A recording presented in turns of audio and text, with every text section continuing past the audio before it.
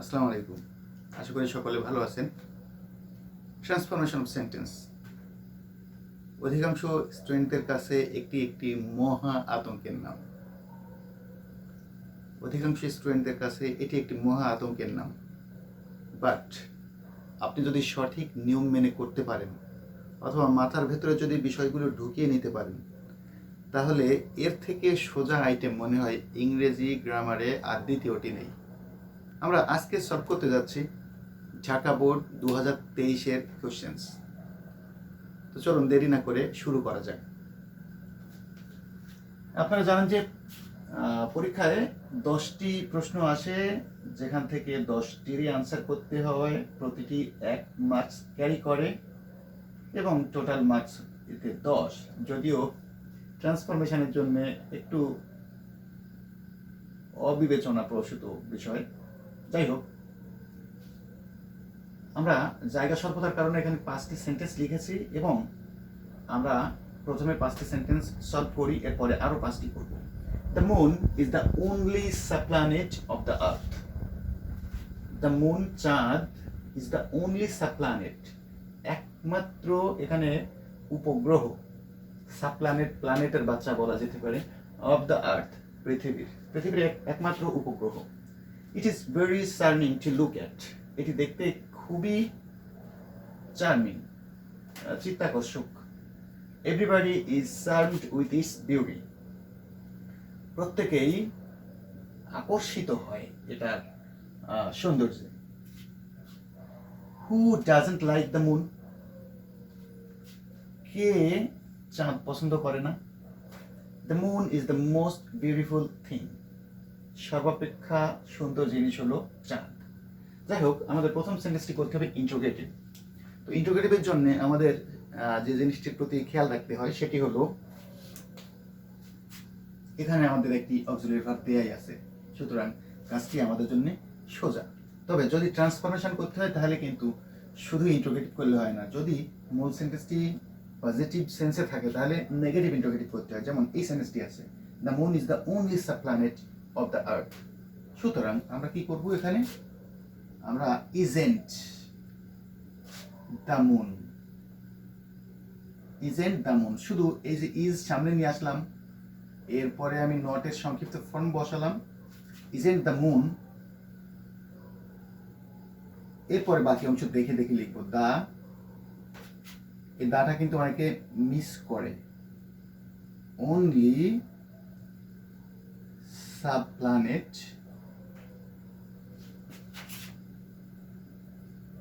Of the আর্থ, এখানে যেভাবে লেখা আমি সেভাবে লিখবো। ইন্ট্রোগেটিভ যেহেতু, এখানে আরেকটি মিস্টেক আমরা সাধারণত করি, নোট অফ ইন্ট্রোগেশনটি দিই না। এখন এখানে আরেকটু কথা বলার আছে, যেমন ইজেন্ট, এটা কিন্তু অনেকেই মানতে পারেন না, কারণ কন্ট্রাক্টেড ফর্ম ফর্মাল রাইটিংয়ে কিন্তু চলে না।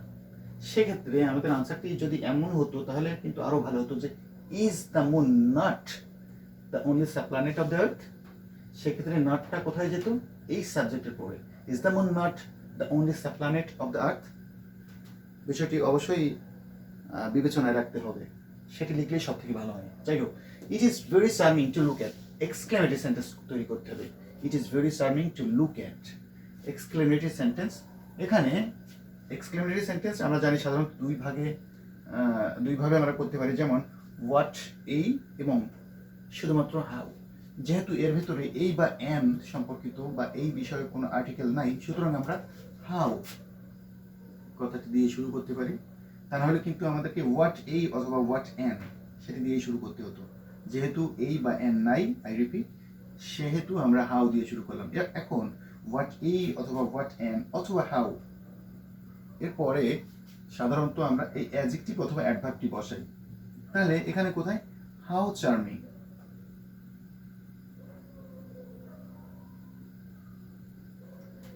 এরপরে হাউ চার্মিং, এই যে সাবজেক্ট ভার্ব, ইট ইজ, এরপরে বাকি অংশ, টু লুক অ্যাট,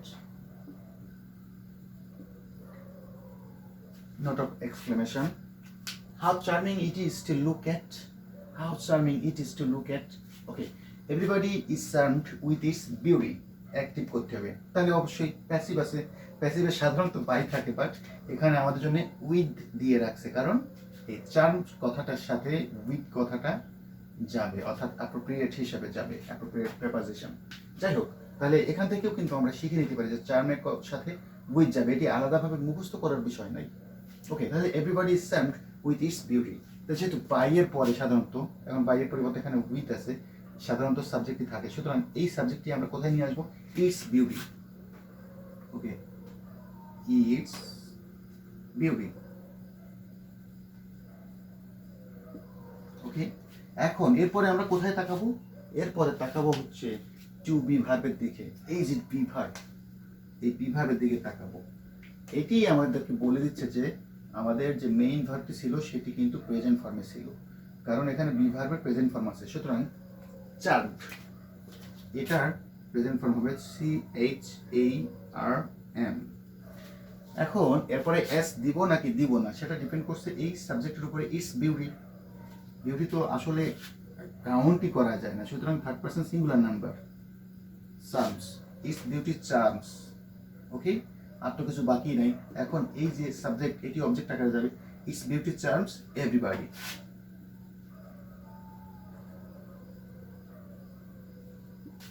খুবই সোজা যদি বোঝা যায়। এরপরেরটি who doesn't like the moon, affirmative করতে হবে। তো আমরা জানি এভরিবডি এর পরিবর্তে আমরা যখন অ্যাফার্মেটিভে যদি এভরিবডি থাকে তাহলে আমরা ইন্টারোগেটিভ করার সময় হু কথাটি ব্যবহার করি। সুতরাং আমরা সেই এভরিবডি দিয়েই কিন্তু শুরু করব। এভরিবডি, এভরিবডি বা এভরিওয়ানও আমরা কিন্তু লিখতে পারতাম এখানে, এভরিবডি। এরপরে কি যাবে? Verb, doesn't like. যেহেতু এটি নেগেটিভ আছে, নেগেটিভ ইন্টারোগেটিভ, সুতরাং আমাদের মূল সেন্টেন্সটি ছিল পজিটিভ, যেটি আমরা এখানে করেছি। এটি এই নাম্বার এ এর দিকে তাকালেই কিন্তু আমরা বুঝতে পারবো। লাইক এই যে আমরা যেটি আনসার করেছিলাম নেগেটিভ ইন্টারোগেটিভ। সুতরাং আমরা এই যে নেগেটিভ ইন্টারোগেটিভ, কারণ আমাদের মূল যে সেন্টেন্স ছিল সেটি ছিল পজিটিভ সেন্সে, সুতরাং এখানেও নেগেটিভ ইন্টারোগেটিভ আছে। আমরা মূল সেন্টেন্সটি, এই আনসারটি পজিটিভ সেন্সেই লিখবো, এভরিবডি লাইকস। এখানে এস দিব কি দিব না সেটা একেবারে এটা চিন্তা ভাবনা করার কিছু নয়, কারণ এখানে আমাদের ডাজ আছে, এটি দেখে আমরা বুঝে নিতে পারি।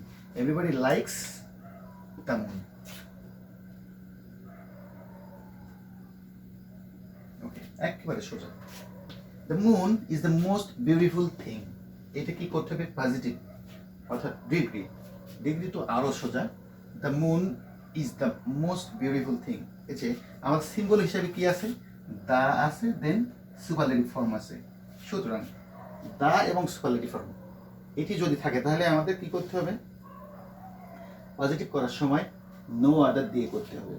আর যদি ওয়ান অফ দা থাকতো এবং সুপারলেটিভ ফর্ম থাকতো তাহলে ভেরি ফিউ দিয়ে করতে হতো। তাহলে আমরা এখানে কি করব? No other,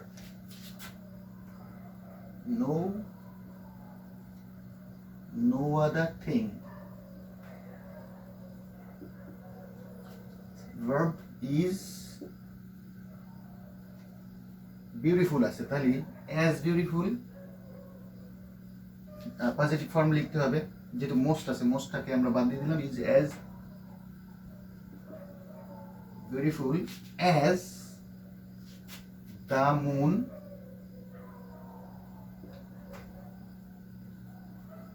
is।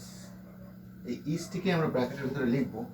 এটি হয়তো কোনো বইপত্রে বা কেউ করাবে না এই ইজ সহ, কিন্তু আমি আসলে ইজটা না বলে থাকতে পারি না, কারণ আসলে ইজটা না বললে কেমন যেন একটা অসম্পূর্ণ ভাব থেকে যায়। আপনারা চাইলে এটা অ্যাভয়েড করতে পারেন, আর যদি লেখেন তাহলে ব্র্যাকেটে লিখতে হবে। আসলে বাংলাদেশের শিক্ষকরা তো খাতা দেখার সময় বা চেক করার সময় যদি আবার এটি দেখে তাহলে হয়তো মাথা খারাপ হয়ে যেতে পারে, সুতরাং এটি না লেখাই ভালো। মাঝে মাঝে ভুল জিনিসটাও করে আসা বেটার হয়। Welcome back to the last 5 questions. Number F, only the moon shines at night। Negative করতে হবে, শুধুমাত্র চাঁদ ও রাতে কিরণ দেয়, ঝলমল করে। Poets have composed many poems about the beauty of it। কবিরা বা কবিগণ হ্যাভ কম্পোজড লিখেছেন মেনি পোয়েমস অনেক কবিতা about the beauty of it এটার সৌন্দর্য নিয়ে বা বিষয়ে। What an exciting scene the full moon presents. কি একটা উত্তেজনাকর দৃশ্য দ্য ফুল মুন, অর্থাৎ এটাকে কি বলে, ফুল মুন অর্থাৎ চাঁদনি রাত বোঝানো যায়, প্রেজেন্ট উপস্থাপন করে বা পরিপূর্ণ চাঁদ উপস্থাপন করে, যেভাবে বুঝি না কেন অ্যাসেটিভ করতে হবে। The moon is not as big as the earth. Moon আর্থের মতো ততটা বড় নয়। এখানে ক্যাপিটাল হবে নাকি স্মল হবে সেটি বিতর্কের বিষয়। We should go out at night to enjoy the moonlit night. We should, আমাদের উচিত go out at night to enjoy the moonlit night. moonlit night কে অর্থাৎ চাঁদনি রাতকে উপভোগ করার জন্য ইম্পারেটিভ করতে হবে। তো শুরু করি।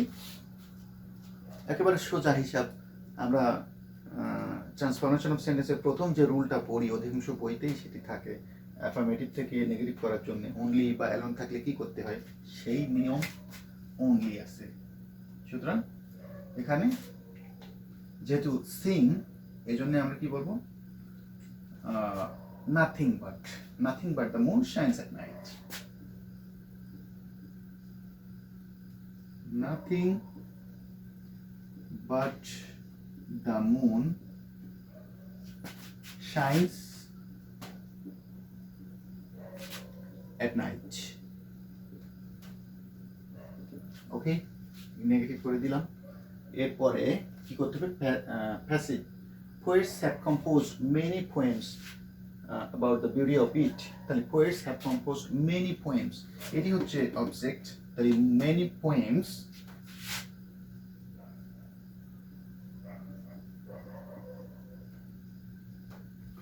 এরপরে কি বসাবো, চেঞ্জ অনুযায়ী বি ভার্ব ফর্ম। এখানে হ্যাভ কম্পোজড, এটির ক্ষেত্রে আমরা যদিও আমি আমার ভয়েস চেঞ্জের যে ভিডিও আছে সেখানে খুব সুন্দরভাবে বুঝিয়েছি, আপনারা যদি সময় পান তাহলে একটু দেখে নিন। তবে এর ভিতরে এটির জন্য একেবারে শর্টকাট হচ্ছে হ্যাভ হ্যাজ হ্যাড থাকলে ওর পরে বিন বসিয়ে দিলেই হয়ে যায়। সুতরাং many poems have been composed. এখানে স্টপ করে একটু বলি, এই যে এখানে হ্যাভ আছে বিধায় সেখানে হ্যাভ হবে তা কিন্তু না, এই সাবজেক্টটি অবশ্যই দেখে নিতে হবে, কারণ এখানে যদি সিঙ্গেল সাবজেক্ট এসে যায় তাহলে সেক্ষেত্রে কিন্তু আবার হ্যাজ হবে। সুতরাং এই ভুলটা যেন না হয়। হ্যাভ বিন কম্পোজড, বাকি অংশ লিখে দিই। About the beauty of it, about the beauty of it অথবা দামুন লিখলে ভালো হয়, it by the poets,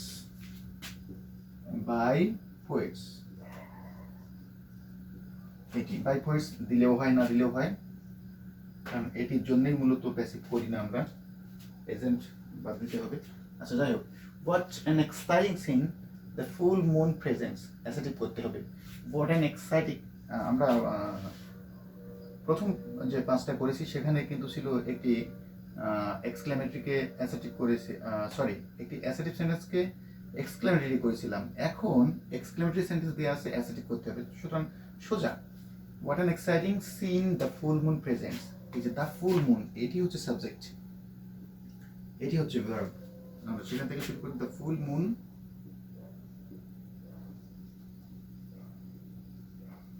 presents, an আছে, অ্যান অথবা আ লিখতে পারি, ভেরি বা গ্রেট যদি আমরা লিখতে চাই তাহলে, যেহেতু ভেরির আগে আর অ্যান হবে না, ভেরি এক্সাইটিং।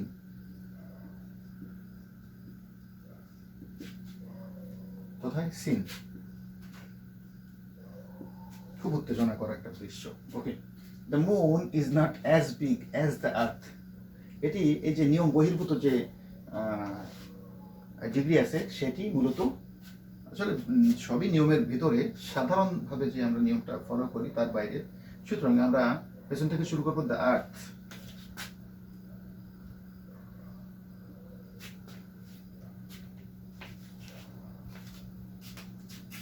ইজ, এটা নেগেটিভ আছে আমরা পজিটিভলি করি, দ্য আর্থ, সরি আর্থ আর্থ লিখি নাই,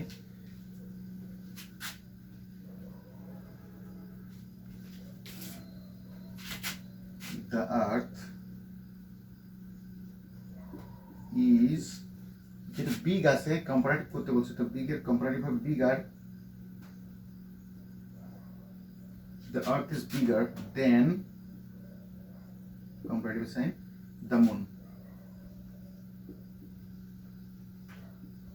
সোজাই করতে বলেছে, বাঁকাটা করতে বলে নাই। যাই হোক, we should go out at night to enjoy the moon at night.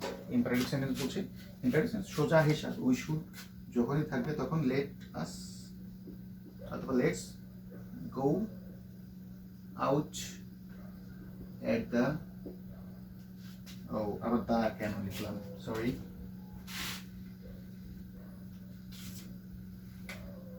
at night দেখে দেখে লিখতে হবে, to enjoy the beauty of the moonlit night.